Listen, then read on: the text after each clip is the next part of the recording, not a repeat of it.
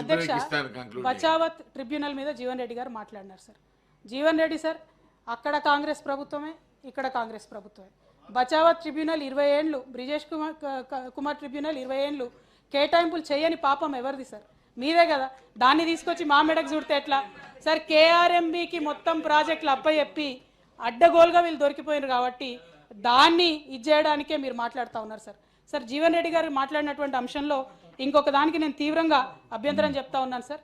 Machine Bhagiratha, mission Kakatiya, అట్లానే కాళేశ్వరంలో ఇంజనీర్లు తప్పిదం చేసినారు, వాళ్ళని ఉరిదీయాలని చెప్పినారు సార్. ఇది అన్యాయం సార్. ప్రజాప్రతినిధులుగా ఒక డెమోక్రసీలో ఉరిదీయాలనేటటువంటి మాట తప్పు సార్. దాన్ని వెనక్కి తీసుకోవాల్సిందిగా, అవకాశం ఉంటే మీరు రికార్డులు సవరించవలసిందిగా మీకు కోరుతా ఉన్నాను సార్. అది కోరుతూనే ఒక మాట అడుగుతా ఉన్నాను సార్. ఇంజనీర్లు తప్పు చేస్తే వాళ్ళని ఉరిదీయాలంటారు సార్. 30-40 ఏళ్ళు ప్రాజెక్టులు కట్టిన కాంగ్రెస్ పార్టీని మరి అట్లంటే ఎన్నిసార్లు ఉరిదీయాలి సార్? అది అవసరం డెఫినెట్గా సార్. డెఫినెట్గా కాంగ్రెస్ పార్టీని అంటాం కదా సార్. అదేవిధంగా సార్ కేసీఆర్ గారిని కరెంటు గురించి మాట్లాడుతూ అనేక మాటలు అన్నారు సార్ జీవన్ రెడ్డి గారిని. నేనేమంటున్నా సార్ అంటే చరిత్ర అక్కర్లేదు సార్. నిజంగానే ఈ గవర్నమెంట్కి చిత్తశుద్ధి ఉంటే కేసీఆర్ గారిని తిట్టడం మానేసి ఒక్క నిమిషం కరెంట్ పోకుండా కరెంట్ ఇవ్వండి సార్, ఒప్పుకుంటాం. ఇప్పటికి 2 నెలల నుంచి అయితే అన్ని దగ్గరలో పోతుంది సార్. ఊర్లలో మరీ భయంకరమైన పరిస్థితి ఉంది సార్. అల్టిమేట్గా నా రిక్వెస్ట్ ఒకటే సార్, రాష్ట్ర ప్రభుత్వం యొక్క బడ్జెట్, ఈ రాష్ట్ర ప్రభుత్వం ఏదైతే ఉందో వారు చెప్పి వచ్చినట్టు చేసి వచ్చినటువంటి వాగ్దానాలను రిఫ్లెక్ట్ చేసే విధంగా ఉండాలి సార్.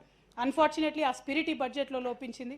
అన్ఫార్చునేట్లీ ఆ ఫండ్స్ ఈ బడ్జెట్లో లోపించినాయి. మరి దాన్ని సవరించుకొని ఇక ముందన్న ప్రజల యొక్క మద్దతు చేకూడేటట్టుగా చేయాలని కోరుతూ, మరి చివరిగా సార్ ఇవాళ రాష్ట్ర ప్రభుత్వం ప్రవేశపెట్టినటువంటి బడ్జెట్ 2,75,000 కోట్ల పైచిలుకుతో ప్రవేశపెట్టినారు సార్.